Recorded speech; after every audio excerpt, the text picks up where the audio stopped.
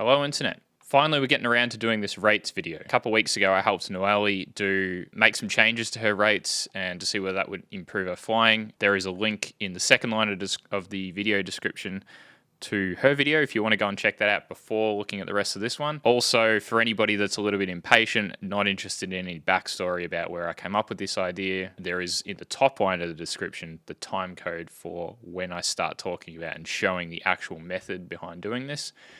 But for the rest of you guys, I'm just going to go a little bit back in time a little bit to my previous hobby that I had just before doing mini quads, which was into gaming, and that's sort of where this idea originally came from. There's a YouTuber by the name of Frankie on PC. He came out with a video talking about mouse sensitivity for FPS games. Now, I found this interesting at the time because I had just started playing FPS games for the first time in my life. I was playing with a bunch of friends that were super experienced and I was rubbish at it.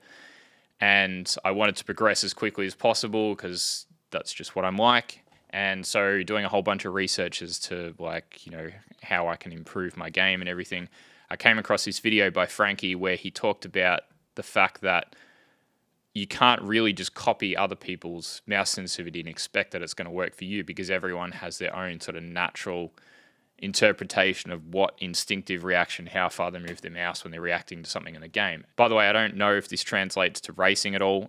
This is specifically about freestyle flying, but this is something that I think applies perfectly to mini quads because there's no conscious thought really when you're doing with your freestyle flying. When you're doing a flip or a roll or any sort of trick like that, everyone will have like this at least lean towards a natural amount that they want to throw the stick, the amount of time they want to throw the stick. And if you can try and find rates that are as close to that natural tendency that you have as possible, it's going to help. You're going to learn quicker and you're going to be able to build your muscle memory quicker and be more accurate with your flying. So where this came from with FPS games was the same sort of principle applies, mouse sensitivity and everything, and you could apply it to any game that you were playing. There's if you're interested, there's a website called mousesensitivity.com.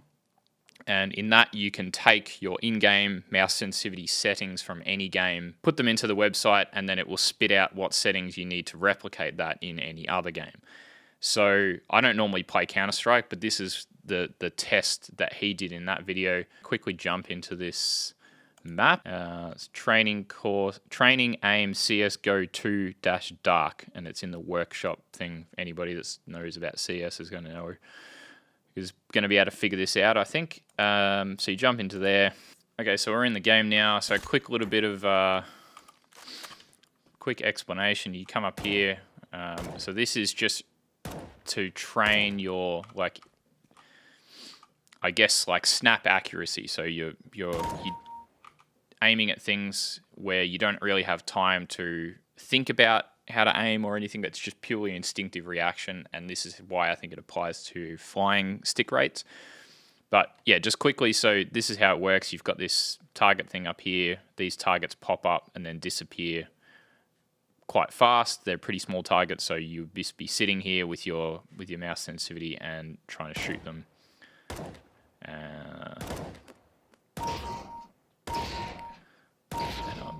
So you can see that this is basically just instinctive reactions to targets coming up, and if my mouse sensitivity was way off what it should have been, or anything that worked for me, then I would have a much harder time hitting these targets than I already am.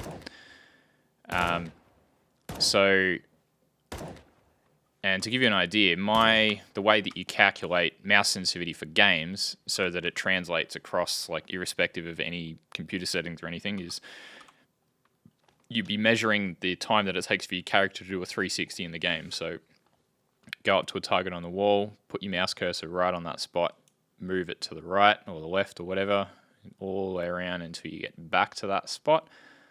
And then you're measuring the start and finish points of that. Now, for me, it's 36 centimeters, just under 36 centimeters from one point to the next. So that's effectively what my mouse sensitivity is. That's what works for me, and I use that in every game that I play. Now, the point that I'm trying to make with this video is that even if you're trying to achieve the same things in the same game or the same flying or whatever, the same settings are not going to work for everybody. And to use an example, this is some of my gameplay from Battlefield 4. This is fairly recent, nothing special, just, moving around, snapping from one target to the next. And this is an example of a friend of mine who plays. Now, as you can see, he's quite a lot better at it than I am, good enough that he very frequently gets accused of hacking and that sort of thing, which is sort of the equivalent of like being told that your footage is sped up in FPV. You kind of gotten to that point where some people are going to think that you're cheating.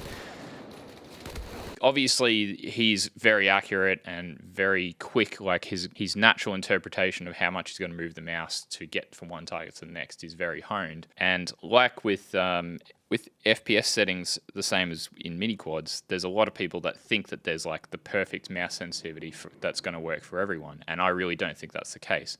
And he's a good example because generally my mouse sensitivity is closer to what is traditionally considered to be correct. And his is less than a third the sensitivity. So his mouse sensitivity is about 11 centimeters, and yet he's way more accurate than I am. So this is purely just trying to make the point that you can't look at someone else's flying and then look at their rates and expect that that's going to work perfectly for you. So following on from taking that theory about using mouse sensitivity and everything, I think the same principle applies to flying mini quads in that everyone is going to have a natural tendency towards certain levels of rates or like maximum speed of their rates or however you want to call it. Generally, I'd say with expo and things like that, you want to have your expo as low as you possibly can. If you feel like your expo needs to be really high, that's probably an indication that your rates are too high. So in order to find your correct rates, there are some ways of identifying it with your flying, like what I did with your flying. So looking at Noelle's flights from a couple of weeks ago, I could tell that whenever she'd do a roll, she would over-rotate and then have to make a slight correction almost every single time. And then on top of that, there was just this general feeling of like, I guess a lack of confidence that to me was obvious just from watching the flying. Yeah. So was it, what, a week or two ago? Yeah. I suggested some new rates for Noelle. She changed to them, and so far, what do you think? It's life-changing. Like, life-changing. It's true. I mean, really, because my flying with the time I've been flying, so more than a year. Yeah. Looking at my flying, it was not. You sort of got to a point. Yeah. And just like, plateaued. Yeah, and I was still not confident. I should have been confident, you know, especially coming closer to things, such in bandos or car parks or these kind of things. Yeah. My initial method, if you're like halfway confident with line of sight flying, which I'm okay so long as I stay the correct orientation. I can't fly reverse orientation, but for the purpose of trying to find your rates, what I normally do is just get your quad hovering in front of you like this, and you're just going to do line of sight rolls like this. Now, initially, when I first started trying to find my right rates, I felt that when you were doing this, because you have this kind of like, everyone will have like a natural amount that they feel they should throw, or the amount of time you should throw the stick in order to do a roll. It's not a conscious thing, like you just sort of do it instinctively. And some people won't even use full deflection, some people will, but for varying amounts of time. So what you're trying to find is the rate where your natural amount that you throw the stick results in almost a perfect roll. And I say almost because I initially used to think that doing it, having it set up so that you would do a complete perfect roll and end up flat like the quad is now was what you wanted. But I found that it's actually a little bit better if you want to be really confident with being able to throw your quad around, you want to make sure that it actually under rotates a tiny bit. So you can see every time I do a roll, well, that one is over rotated, but the majority of them, it'll end up on like a 10, 15 degree angle, and then I have to sort of continue with the roll myself. And what this means is that when you're flying, you have this confidence to really throw the quad around, and every time you do, you never end up in that position where it's like, you feel like you have to correct backwards. You can continue with that motion and you don't have that correction back the opposite direction, which sort of ruins the flow of the move that you're doing. And it means if you're sort of rolling into a move and then continuing on in that trajectory, it's a much more fluid motion. And on top of that, because the rates are maybe a tiny bit behind what your brain is calculating instinctively, you always feel like you're on top of what the quad's doing and not the other way around, so you're not fighting it. So when I'm flying around in a location like this, basically as long as I can visually picture where I am in relation to the objects around me, I always feel like I can thread the quad through exactly whatever spot I want to go through and I don't feel intimidated by being close to things or anything like that. And it's close enough to my natural roll rate that whenever I do need to make an instinctive correction, that that I can do that, and I don't seem to over rotate or anything, so I'm not having to then recorrect for it. So if you probably need to have a roughly that kind of ability of line of sight flying from a safety perspective anyway. So if you're not quite at that point, it's probably something you should work on. Just, you know, tail in, being able to do quick flips. It's a good way of testing your quad to check whether your rates are correct or whether your PIDs are correct or whatever, without always having to put your goggles on. But yeah, it's a really good way of getting that sort of baseline for where it's your max degrees per second that you're looking at. So like mine, and I think yours are the same now, are about 940 degrees per second. Yeah. You know, some of the other guys like Steele's around about 1130 or 1140 or something like that. Lots of people have different rates, but yeah, it's the individual. You know, you might want to go a little bit lower. I think anything under 850 is probably a little bit too low for if you want to be able to do full flips quite quickly and close to the ground for freestyle, but it might work better for you. So yeah, just finding that point with your degrees per second, and then I would say once you've found that, then you just want to start backing off your expo, because the less expo you've got, the easier it actually is to do like varied speed tricks. So you're not always doing the same like max roll rate. You can sort of do nice slow stuff or quick, or you know, anything in between. The quad feels a little bit more natural to fly, and you probably you shouldn't really feel intimidated by having low expo if your rates are where they're meant to be. So I have one question that might help people, because they asked a lot in my video. Okay. How much, let's say someone realizes their rates are too high, right, how much should they decrease to start with? If you have no idea whether they're correct, try like on your, I think it's the same in beta flight. I wouldn't, if you're flying flight 1 or race 1 or whatever they're called now, go and speak to someone that flies that. But beta flight and KISS use the same rate setup. Put your expo at around 0.3 for everything. And then for your max roll rate on your pitch and roll, try 800 degrees per second, 1000 degrees per second, and 1200 degrees per second. Try all three of those doing the same line of sight exercise and just see how it feels.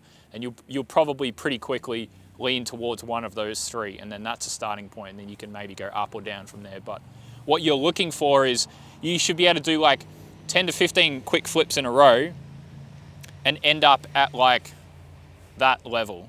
You do your roll, and you end up about thereabouts. If you're constantly over-rotating, then I'd say that's way too fast. If you're landing perfectly level every time, you're pretty close, but you actually want it to be, you know, yeah, slightly under-rotated so that you can continue that roll and you can more smoothly sort of pull out of each roll that you do. So yeah, try those three settings, see where it leads you with your initial starting point of one of those 3 degrees per second, and then you just tweak it up or down from there. All right, so that's it. That's the method for hopefully something that's going to be useful for finding rates that are going to work for you guys. Basically, pick a couple of, you know, drastically different settings, go and try the flip method, see which one works for you, and then you can work up or down from there. I hope this was useful. I hope this made some sense. I tried to sort of think of a method that is going to apply to everybody. I wanted to give some credit to where the idea came from. If you guys like this video, please let me know in the comments, because I want to try and start doing, you know, useful and interesting videos, but something that is a little bit different to what you would normally see, I guess. So if that involves talking about games, or if it involves talking about video or something like that, you know, these are all sort of different areas that I'm interested in or have been interested in the past. So yeah, keen to know what you guys think. For today, that's it. Thanks for watching, and I'll see you guys on the next one.